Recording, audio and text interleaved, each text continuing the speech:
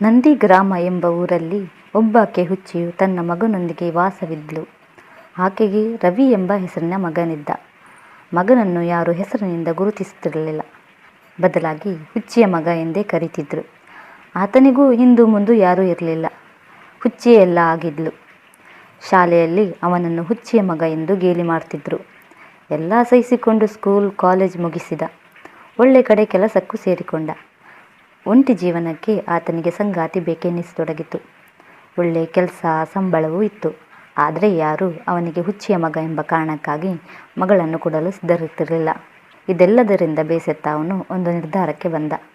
ತನ್ನ ಹುಚ್ಚು ತಾಯಿಯ ಬಳಿ ಹೋಗಿ, ಇಷ್ಟು ವರ್ಷ ಎಲ್ಲ ಸಹಿಸಿಕೊಂಡು ಬಂದಿದ್ದೀನಮ್ಮ, ಇನ್ನು ನನ್ನ ಕೈಯಿಂದ ಸಹಿಸಲು ಸಾಧ್ಯವಿಲ್ಲ. ನನಗೆ ನನ್ನ ಜೀವನ ಮುಖ್ಯ. ನಿನ್ನನ್ನು ಒಂಟಿಯಾಗಿ ಬಿಟ್ಟು ಹೋಗುತ್ತಿದ್ದೇನೆ, ಕ್ಷಮಿಸಿಬಿಡಮ್ಮ ಅಂತ ತನ್ನೆಲ್ಲ ಸಾಮಗ್ರಿಗಳ ಸಹಿತ ಮನೆ ಬಿಟ್ಟು ಹೋದ. ವರ್ಷಗಳು ಕಳೆಯಿತು. ರವಿಯು ಮದುವೆ, ಹೆಂಡತಿ, ಮಕ್ಕಳು ಅಂತ ಜೀವನವನ್ನು ಸುಖವಾಗಿ ಸಾಗಿಸ್ತಿದ್ದ. ಹೀಗೆ ಒಂದಿನ ತನ್ನೂರಿನ ನೆನಪಾಗಿ ಊರಿಗೆ ವಾಪಸ್ಸಾದ. ತಾನಿದ್ದ ಮನೆ ಪಾಳ್ಬಿತ್ತು. ಆತನನ್ನು ಗುರುತಿಡಿದು ಪಕ್ಕದ ಮನೆಯ ಗಿರಿಜಮ್ಮ ಬಂದ್ಲು. ರವಿ, ಚೆನ್ನಾಗಿದ್ಯಾ? ಎಷ್ಟು ವರ್ಷ ಆಯಿತು ಕಣಪ್ಪ ನಿನ್ನ ನೋಡಿ ಅಂತ ಸುಖ ಸಮಾಚಾರ ವಿಚಾರಿಸಿದ್ಲು. ರವಿ ಆಕೆಯ ಬಳಿ ಮಾತಾಡ್ತಾ ತನ್ನ ತಾಯಿಯ ಬಗ್ಗೆ ವಿಚಾರಿಸಿದ. ಅದಕ್ಕೆ ಗಿರಿಜಮ್ಮ, ನೀನು ಊರು ಬಿಟ್ಟು ಹೋದ ನಂತರ ನಿನ್ನಮ್ಮ ಪ್ರತಿದಿನ ನೀನು ಬರ್ತೀಯಾ ಅಂತ ದಾರಿ ಕಾಯ್ತಾ ಇದ್ಲು. ನಿನ್ನ ಸಲುವಾಗಿ ಅನ್ನ ನೀರು ಬಿಟ್ಬಿಟ್ಲು.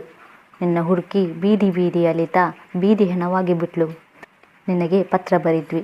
ಏನು ಪ್ರತಿಕ್ರಿಯೆ ಬಾರದ ಕಾರಣ ನಾವೇ ಅಂತ್ಯ ಸಂಸ್ಕಾರ ಮಾಡಿಬಿಟ್ವಿ. ಹಾಗೆ ನಿನಗೊಂದು ವಿಷಯ ಹೇಳಬೇಕಿತ್ತಪ್ಪ. ನಿನ್ನಪ್ಪ ಸಾಯುವಾಗ ನೀನು 5 ತಿಂಗಳ ಮಗುವಾಗಿದ್ದೆ. ನಿನಗೋಸ್ಕರ ಎಲ್ಲವನ್ನು ಸಹಿಸಿಕೊಂಡು ಸಿಕ್ಕ ಮನೆಯ ಕೆಲಸವನ್ನೆಲ್ಲ ಮಾಡಿ ತಾನು ಉಪವಾಸ ಕೂತು ನಿನ್ನ ಹೊಟ್ಟೆ ತುಂಬಿಸ್ತಿದ್ದವಳು ನಿನ್ನ ತಾಯಿ. ನಿನಗೆ ಯಾವುದರಲ್ಲೂ ಕಮ್ಮಿ ಮಾಡದೆ ನಿನ್ನನ್ನು ಬೆಳೆಸಿದ್ಲು. ಹೀಗೆ ಒಂದಿನ ನೀನು ಆಡ್ತಿದ್ದಾಗ ಲಾರಿಯೊಂದು ನಿನ್ನ ಗುದ್ದೋಕೆ ಬಂತು. ನಿನ್ನ ಕಾಪಾಡೋಕೆ ಹೋಗಿ ಅವಳು ಲಾರಿಯಡೆಗೆ ತಲೆ ಕೊಟ್ಲು.